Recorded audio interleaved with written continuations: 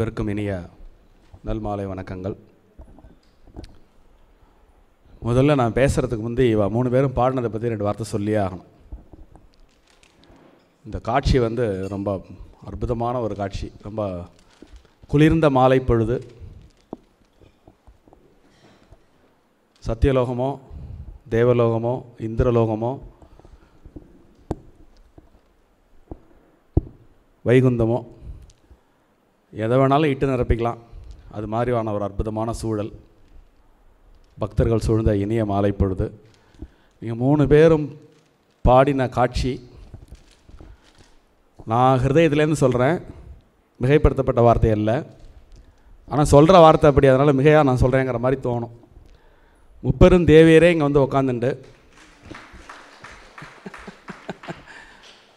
ஸ்வாகதம் ஸ்வாகதம்னு நீங்கள் அழைக்கும் பொழுது எல்லோரும் இங்கே வந்தாச்சு. இங்கே இருக்கிற அத்தனை பேர்லேயும் 33 கோடி தேவர்களும் வாசுதேவர்களும் தேவியர்களும் இங்கே வந்து ஆவிர்வதிச்சாச்சு. அப்படி ஒரு ஸ்வாகதம் சொன்னேன் இல்லைங்க, எல்லோரும் இங்கே வந்தாச்சு. அதனால் இந்த சூழலில்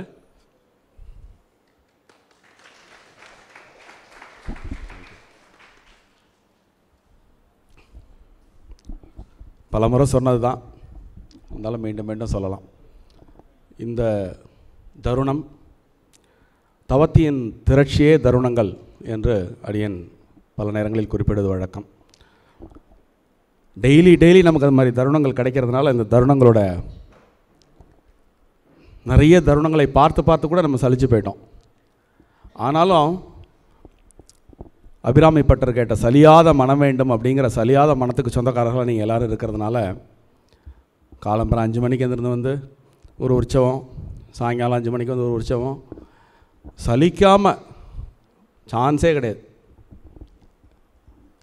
பக்தி அப்படிங்கிறது எப்பேற்பட்ட ஒரு ஆற்றலையும் அனுபவத்தையும் மகிழ்ச்சியையும் பரவசத்தையும் கொடுக்கும் என்பதற்கு நீங்கள் எல்லாரும் சாட்சி. நீங்கள் இங்கே சந்தோஷமாக இருக்கிறதோடு மட்டும் இல்லை, நீங்கள்லாம் உலகத்துக்கே வழிகாட்டின்னு இருக்கல. இப்போ எப்படி சந்தோஷமாக இருக்கிறது, எப்படி பக்தி பண்ணுறது, எப்படி கூடி உற்சவங்கள் செய்கிறது, அந்த உற்சவங்களில் மகிழ்ந்து இருக்கிறது அப்படிங்கிறத உலகத்திற்கு இன்று நீங்கள் வாழ்ந்து காட்டி கொண்டிருக்கிறீர்கள். ஸோ அது ரொம்ப மிகவும் அற்புதமான ஒரு மாலை பொழுது. ஸ்ரீவத்சம் ஆரம்பித்ததுலேருந்தே நமக்கு இந்த ஒவ்வொரு வருடமும் உங்களால் எனக்கு கிடைத்த பேர், அடியேனுக்கு ஆண்டாள் என்றால் பிடிக்கும்,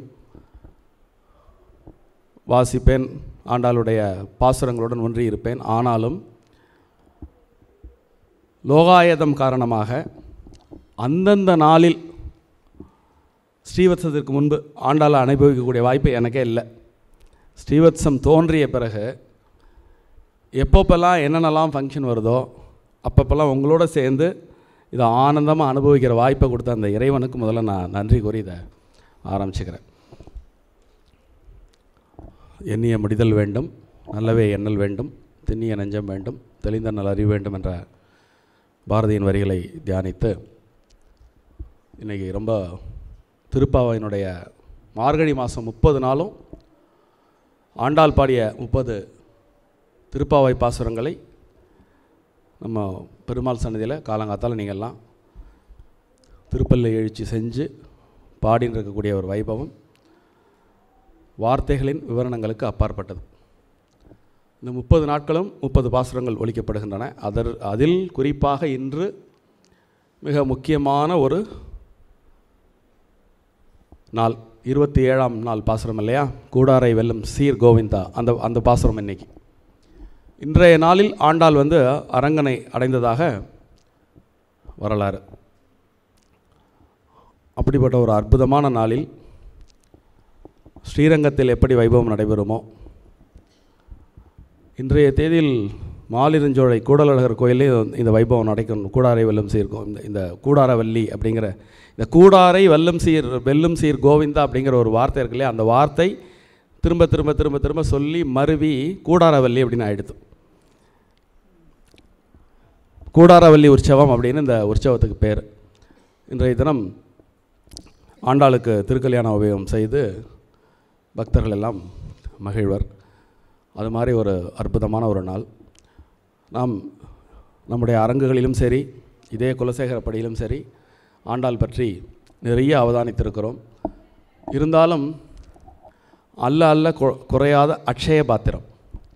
ஆண்டாளுடைய சிந்தனைகளும் அவளுடைய அவதானிப்பையும் நாம் யோசிக்க யோசிக்க யோசிக்க வாழ்நாள் நிறைக்கும் நிறைய அனுபவங்களை நமக்கெல்லாம் அள்ளி தருவதற்கு சூட்சுமமாக ஆண்டாள் எப்பொழுதுமே இருந்து கொண்டிருக்கிறாள் என்று கூறினால் அது ஒரு சற்றும் ஒரு மிகையான கூற்றாக இருக்க முடியாது. ரொம்ப நிறைந்து இருக்கிறது இந்த இடம். சத்தியமாக சொல்கிறேன், நீங்கள் கூப்பிட்டோன்னே எல்லோரும் இங்கே வந்தாச்சு. இந்த ஸ்வாகதம் நான் திரும்ப ரெக்கார்டில் எடுத்து பாருங்க. அப்படி உள்ளே இருந்து அப்படி கூப்பிட்டுருக்கேன் 3 பேரும். அதனால் தேவாதி தேவர்கள்லாம் இங்கே தான் இருக்கா. இந்த திருப்பாவை நோன்பில் இந்த 30 பாசுரம் இருக்கு இல்லையா, நம்ம ஏற்கனவே ஆண்டாள் பற்றின ஒரு உரையில் பெரியவாச்சாம்பிள்ளை அவர்கள் இந்த 12 ஆழ்வார்களை வகைப்படுத்தினதை பற்றி நம்ம பேசியிருப்போம். பெரியவாச்சாம்பிள்ளை பற்றி உங்களுக்கு எல்லாருக்கும் தெரியும். வைணவ குரு பரம்பரையில் மிக முக்கியமான ஒரு மகான். 4000 திவ்ய பிரபந்தத்திற்கு உரை எழுதிய ஒரு பேராசிரியர் அப்படிங்கிறது ரொம்ப குறைச்சலான ஒரு பட்டம். ஆச்சாரிய பெருமக்கள் எல்லாம் சேர்ந்து அவருக்கு வியாக்கியான மகா சக்கரவர்த்தி அப்படின்னே சொல்லியிருக்கா. அப்போனா அவர் எப்பேற்பட்ட ஒரு பெரியவர் அப்படின்னு நமக்கு புரியும். எத்தனையோ பேர் திவ்ய பிரபந்தத்துக்கு நிறைய உரைகள் எழுதியிருந்தாலும் இவருக்கு ஒரு ஏற்றமும் சிறப்பும் உண்டு. அது என்ன சிறப்பு என்றால், இந்த 4000 திவ்ய பிரபந்த பாடல்களிலே இந்த 12 ஆழ்வார்கள் பாடிய பாடல்களில் எங்கெங்கெல்லாம் ராமாயண பாசுரம் இருக்குது, எங்கெங்கெல்லாம் ராமாயண நிகழ்ச்சியில் இருக்குன்னு தேடி தேடி தொகுத்து பாசுரப்படி ராமாயணம் அப்படின்ற ஒன்றை எழுதினார் அவர். நமக்கெல்லாம் ரொம்ப நினச்சி ரொம்ப சந்தோஷப்படக்கூடிய இன்னொரு விஷயம் என்னன்னு கேட்டிங்கன்னா, அந்த பெரியவாச்சான் பிள்ளை பரம்பரையில் வந்தவர் தான் நமது மகான் ஸ்ரீ அண்ணா. அவர் எடுப்பித்த ஆலயம் என்று கூறினால் அது மிகையாகாது. இன்றைக்கி அந்த பழைய கால எக்ஸ்பீரியன்ஸ் அண்ட் எக்ஸ்பர்டைஸ்னு ஆங்கிலத்தில் 2 விஷயம் உண்டு. படிக்கிறது, தெரிந்து கொள்வது, புரிஞ்சுக்கிறது, இது ஒரு விதம். இதன் மூலம் அனுபவம் வருகிறது. அனுபவத்தின் வழியாக அனுபோகம், அந்த எக்ஸ்பர்டைஸ் அப்படிங்கிறத தமிழில் மொழிபெயர்த்தா அனுபோகம் அப்படின்னு சொல்லலாம். இந்த எக்ஸ்பர்டைஸ் அப்படிங்கிறது பார்த்திங்கன்னா அது காலத்தை தன்னுள்ளே கொண்டுள்ளது. ஒரு செயலை தொடர்ச்சியாக செய்து அதனுடைய எசன்ஸை தனக்குள்ளே கொண்டுள்ள வகையில் அந்த எக்ஸ்பர்டைஸ் அப்படிங்கிற ஒரு வார்த்தையை நாம் புரிந்து கொள்ளலாம். இதே இந்த இடத்துல சொல்கிறேன்னா, மாமி 50 ஆண்டுகளுக்கு மேலாக ஸ்ரீ அண்ணாவுடைய பக்தியாக இருந்து எத்தனை பஜனை பாடியிருப்பா. அந்த அனுபவத்தோடு இங்கே உட்காந்து அவள் பாடினதுனால அந்த 50 வருட எசன்ஸ் இந்த இடத்துல வெளிப்பட்டதை நம்மளால் நன்னா பார்க்க முடிஞ்சது. ஸோ அவ்வளோ ஒரு தெய்வீகமாக இந்த இடம் மாறினதுக்கு அந்த 50 வருட எக்ஸ்பீரியன்ஸ் காரணம் அப்படின்னு சொல்லலாம். பெரிய மகான்களுடைய அண்மையிலே இருந்து சொல்லி அந்த ஒவ்வொரு வார்த்தைக்கும் அவ்வளோ பெரிய பவர். அந்த பவரை இங்கே உட்காந்து அடியன் பரிபூர்ணமாக அனுபவிச்சேன். இன்றைக்கி நீங்கள் ஸ்ரீ அண்ணா இங்கே தான் சூட்சமாக இருப்பாள். உங்களுடைய வரவேற்பால் அவர் இங்கே உட்காந்துருக்காரு. இங்கே நிற்க ஆண்டாளுடைய இந்த எது சொல்ல வந்தேனோ அதை மறந்து போயிட்டேன் பேசிகிட்டே இருக்கும்பொழுது. அந்த அப்பேற்பட்ட பெரியவாச்சான் பிள்ளை ஆழ்வார்களை தரம் பிரிப்பார். ஒவ்வொருத்தரும் பெரிய ஏற்றம் பெற்ற மகான்கள் தான். இருந்தாலும் இந்த 4000 பாடல்கள் பாடின அந்த வகையில் அவர் ஒரு வரிசைப்படுத்துகிறார். சாதாரணமாக தேக சுகங்களில் மனதை செலுத்தும் சாமானியர்களை விட ரிஷி பெருமக்கள் உயர்ந்தவர். நல்லா யோசனை பண்ணி பாருங்கள். இந்த ரிஷி அப்படின்னு சொல்லும்போது ஒரு பெரிய அகண்ட பாரதம் அப்படிங்கிற லெவலுக்கு நம்முடைய ஜாகிரபிக்கல் பவுண்டரிஸ் பிரியும். அந்த ரிஷி பெருமக்களை காட்டிலும் ஆழ்வார்கள் உயர்ந்தோர். இந்த ஆழ்வார்களை 12 பேரையும் நோக்கினால் பெரியாழ்வார் மிக உயர்ந்தவர். அந்த பெரியாழ்வாரை காட்டிலும் 12 பேரில் ஒரே ஒரு பெண்மணியாக இருந்தாலும் ஆண்டாள் மிக உயர்ந்தவள் அப்படின்னு பெரியவாச்சாம்பிள்ளை முடிச்சிருப்பார். இப்போ 4000 பாட்டில் ஆண்டாள் பாடினது நாச்சியார் திருமொழி 143, திருப்பாவை 30. ஸோ 173 பாசுரங்கள் தான் இந்த 4000 பாடலில் ஆண்டாளுடைய கான்ட்ரிபியூஷன். ஆனாலும் நாச்சியார் திருமொழியெல்லாம் வந்து வார்த்தைகளால் விவரிக்க முடியாது. அப்படிப்பட்ட ஒரு இலக்கிய புலமை, இலக்கிய செழுமை, கற்பனை வளம், சொல்லாடல்களின் வீச்சு அப்படின்னு அந்த எப்பயுமே குவான்டிட்டியை விட குவாலிட்டி பெருசு அப்படிங்கிறத நம்ம பல விஷயங்களை நம்ம கேள்விப்பட்டிருப்போம். வாழ்க்கையினுடைய பல்வேறு விதமான பாதைகளில் அதை நாம் பார்த்திருப்போம். அந்த வகையில் ஆண்டாளுடைய அந்த நாச்சியார் திருமொழியில் உள்ள 143 பாசுரங்களும் சரி, திருப்பாவை 30 பாசுரங்கள் இருக்கு இல்லையா, அது போதும். அதனால தான் வந்து நம்ம இந்த மார்கழி மாதத்தில் 30 நாளும் நாள் ஒன்றுக்கு ஒவ்வொன்றாக சொல்லி இந்த 30 நாளில் இந்த 30 பாசுரத்தை படித்தா போகிறோம். உலகத்தில் கிடைக்காத விஷயமே கிடையாது, எல்லாம் கிடச்சிரும். முக்கியமாக அவளுக்கே என்ன கிடச்சிது, இந்த ரங்கமன்னாரே கிடச்சார் அவர் பாடின பாட்டில், அவள் செஞ்ச பக்தியில், அவள் நோற்ற நோன்பிலே. ஸோ அப்படி அந்த காலத்துலேருந்தே சொல்லுவாங்க, ஒரு நல்ல குரு எப்படி இருக்கணும் அப்படின்னு கேட்டிங்கன்னா, வெறுமனே அவர் பேசக்கூடியவராக இருக்க மாட்டார். அவர் என்ன பேசுகிறாரோ அதை அவர் வாழ்ந்து கொண்டிருப்பார், வாழ்ந்து நமக்கு காண்பிப்பார். அப்படிப்பட்டவர் தான் ஒரு நல்ல குருநாதர். ஸோ ஆண்டாள் வந்து வயசில் குறைஞ்சிருந்தாலும் ஆண்டாளினுடைய ஒவ்வொரு செயல்பாடுகளும் பக்தி அப்படின்னு ஒரு வார்த்தையை நீங்கள் சொன்னால் பளிச்சுன்னு நம்மளுடைய புத்தியில் ஸ்மரணையாக ஏற்படக்கூடிய ஒரு பிம்பம், ஒரு படிமம் ஆண்டாள் என்று கூறினால் அது சற்றும் ஒரு மிகையான கூற்றாக இருக்க முடியாது. இந்த 30 நாள் பாவை நோன்பிலே 2வது நாள் பாட்டில் அந்த அப்படியே படிநிலைகளில் விரியும். அந்த 30 நாளும் வையத்து வாழ்வீர்கள் நாமும் நம் பாவைக்கு செய்யும் கிரியைகள் கேளீரோ, பார்க்கடலுள் பையத்துயின்ற பரமனடி பாடி நெய்யுண்ணோம் பாலுண்ணோம் நாட்காலே நீராடி மையிட்டெழுதோம் மாலையிட்டு நாமணியோம் செய்யாதன செய்யோம் தீக்குறளை சென்றோதோம் ஐயமும் பிச்சையும் உய்யுமாறெண்ணி உகந்தேலோர் எம்பாவாய். இந்த பாடலை இந்த இடத்துல நான் கொஞ்சம் விரிவாக டீகோட் பண்ணணும்னு ஆசைப்பட்றேன். இது இந்த பாவை நோன்பினுடைய ஆரம்ப கட்டத்தில் அவளுடைய தோழியர்களெல்லாம் கூப்பிட்டு இந்த நோன்பு எப்படி நோக்கப்படுகிறது அப்படிங்கிறத அவங்களுக்கு மட்டும் சொல்லலை, நமக்கும் சொல்கிறா சேர்த்து. அதாவது ஒரு தெய்வ படிமத்தை வைத்து, அதைத்தான் பாவை, அதையே தெய்வமாக வரித்து என்ன மாதிரியான நியமங்களுக்கு உட்பட்டு அந்த நோன்பு நோக்கப்பட வேண்டும் அப்படின்னு முதல்ல எடுத்தவுடனே என்ன சொல்கிறா, பார்க்கடலுள் பைய துயில் பயின்ற பரமனடி பாடி.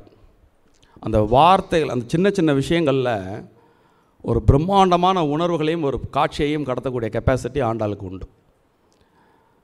நான் முந்தா நாள் பேசும்பொழுது சொன்னேன் இல்லையா, அனந்த சாயியாக இருப்பார் அப்படின்னு. அந்த பெருமாளுடைய படுத்துன்னு இருக்கக்கூடிய அந்த காட்சி இருக்குது பாருங்கள், அந்த காட்சி தூங்குற மாதிரி தெரியும், தூங்குறது அல்ல, மெதுவாக. அந்த மெது அப்படிங்கிறதுல வந்து ஒரு சாத்விக குணத்தை கடத்துகிறார். அப்படிப்பட்ட பரமனுடைய அடியை பற்றி ஒரு 6 விஷயத்தை விடுறாங்க. அதில் முதல்ல பரமன் அடியை பிடிச்சிக்கிறா, பிடிச்சின்ற பிறகு பால் உண்ணோம் நெய் உண்ணோம் நாட்காலே நீராடி. அடுத்தது முதல்ல பரமனடி பிடிச்சிண்டு இது ரெண்டையும் விடுறாங்க. அதுக்கு பிறகு நாட்காலே நீராடி. சாதாரண நாளில் என்ன பண்ணுவாங்கன்னா மையிட்டு எழுதுவார்கள், மாலையிட்டு அணிவார்கள். இந்த நோன்பு நோக்கக்கூடிய இந்த நாளில் நாட்காலே நீராடியும் மையிட்டு எழுதோம் மலரிட்டு நாம் முடியும். அடுத்து இல்லை அதுக்கு இடையில இன்னும் ஒரு சின்னதாக ஒரு வார்த்தை வரும், செய்யாதன செய்யோம் தீக்குறளை சென்றோதோம். இந்த செய்யாதன செய்தோம் அப்படின்னா பெரியவங்கள்லாம் எதெல்லாம் செய்யக்கூடாதுன்னு நமக்கு ஒரு லிஸ்ட்டு போட்டிருக்காங்களோ அதெல்லாம் இந்த நோன்பு இருக்கும் காலத்தில் எப்பயுமே செய்யக்கூடாது. இருந்தாலும் இந்த நோன்பு அப்படிங்கிற ஒரு விஷயத்தில் ரொம்ப ஸ்ட்ரெஸ் பண்ணி சொல்கிறாங்க. இந்த இடத்துல நியமம், அது சாய்ஸ் கிடையாது. செய்யாதன செய்யும் தீக்குறளை சென்றோதும். இந்த தீக்குறளை சென்றோதம் அப்படிங்கிறது ரொம்ப அண்டர்லைன் பண்ண வேண்டிய ஒரு விஷயம். பாவம் அப்படின்னா நேரடியாக ஒருத்தரை பாதிக்கிறது மட்டுமல்ல, நேரடியாக ஒருத்தரை அவமரியாதை பண்ணுறதோ அவங்களுக்கு தீங்கு செய்கிறதோ அல்ல. அது இந்த தீக்குறளை சென்றோதம்ங்கிறது ரொம்ப அண்டர்லைன் பண்ண வேண்டிய ஒரு விஷயம். ஒருத்தருடைய புறம் பேசுதல் அப்படிங்கிறத நாங்கள் செய்ய மாட்டோம். செய்யாதன செய்யும். அதனால தான் செய்யாதனில் இது வரும். இருந்தாலும் அந்த தீக்குறளை அப்படிங்கிறத அண்டர்லைன் பண்ணி தீக்குறளை சென்றோதும். அடுத்து ஐயமும் பிச்சையும் ஆந்தனையும் காட்டி. ஐயம் என்றால் ஏழையாக இருக்கிறவங்களுக்கு யாருக்கெல்லாம் உதவி தேவையோ அவர்களுக்கெல்லாம் உதவி செய்தல். பிச்சை அப்படின்னா அந்த காலத்தில் வந்து அந்தன்கள் பிரம்மச்சாரிகள்லாம் வந்து பவதி பிச்சாமி தேகின்னு வந்து வருவாங்க இல்லையா, அவங்களுக்கு பிச்சையும் கொடுத்து தான் செய்கிறதோட மட்டும் இல்லாமல் எங்கெல்லாம் யாரெல்லாம் செய்வாங்களோ அங்கெல்லாம் காமிச்சு கொடுக்குறது.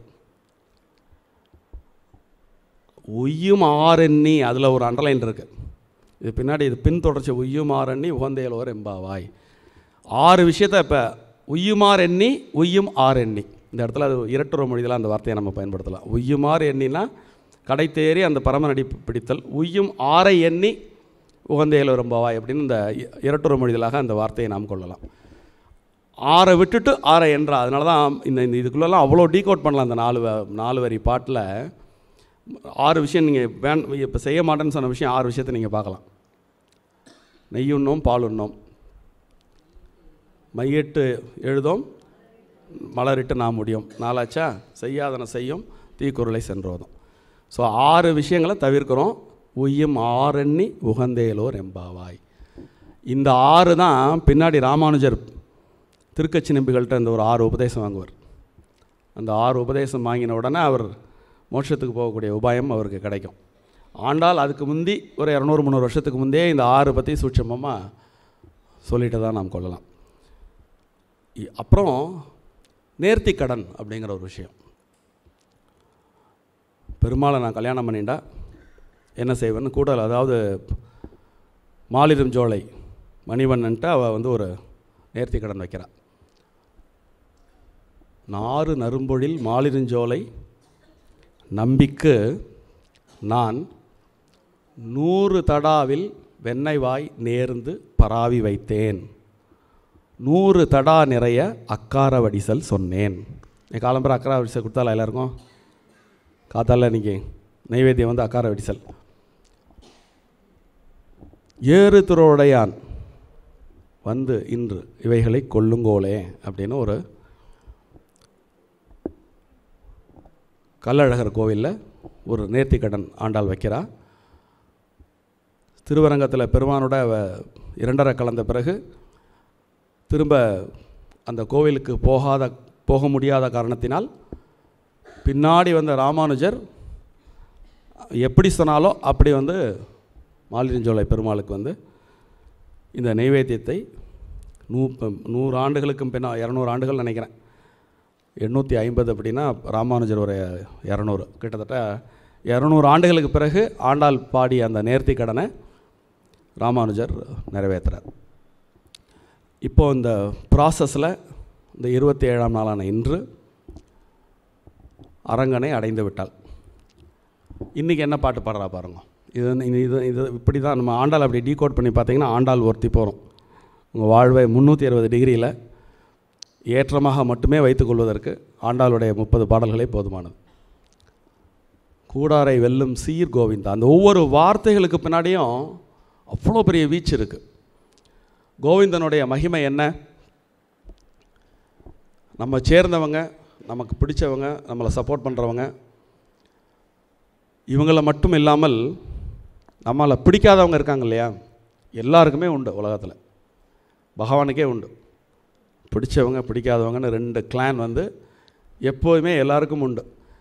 ஆனால் இந்த கோவிந்தனை நீங்கள் இது மாதிரி பாடி பரவி அவனுடைய பக்தி செய்யும் பொழுது உங்களுடன் வலிந்து கூடாமல், இவரோட நான் சேர மாட்டேன், இவரை எனக்கு பிடிக்காது அப்படின்னு நான் உங்களை ஒதுக்குறாங்க பாருங்கள், அவங்கள அவர் ஜெயிக்கிறாராம். கூடாரை வெல்லும் சீர் கோவிந்தா உந்தன்னை பாடி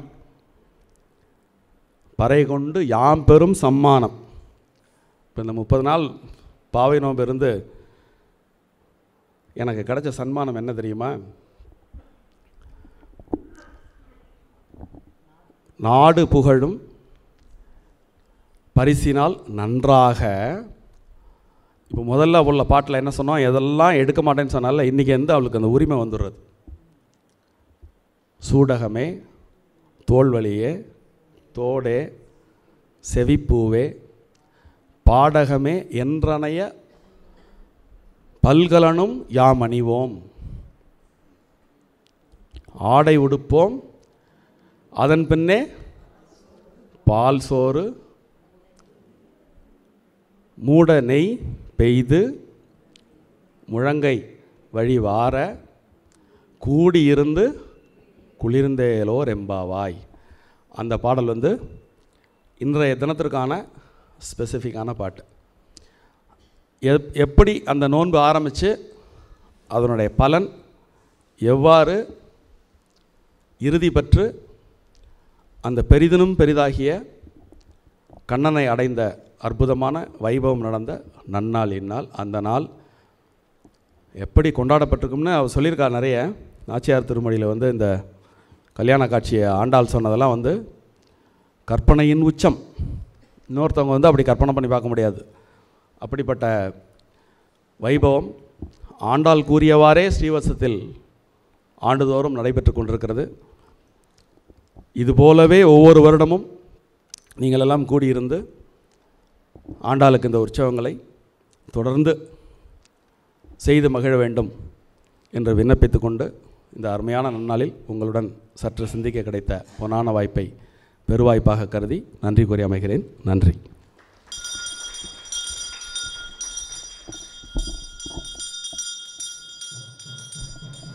வழக்கம் போல் ஒரு பெரிய ஆழ்வார்னு ஏற்கனவே சொல்லியாச்சு.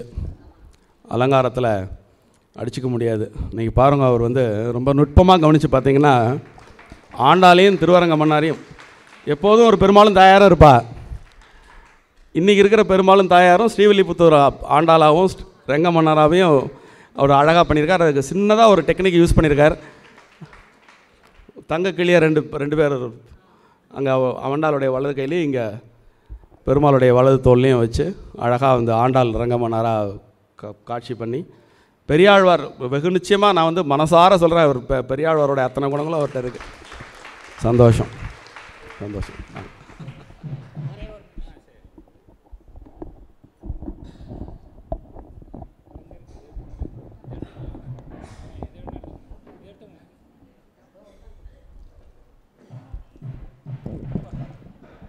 இல்லை, ஒரே ஒரு சின்ன விஷயம் நான் ரசித்தது.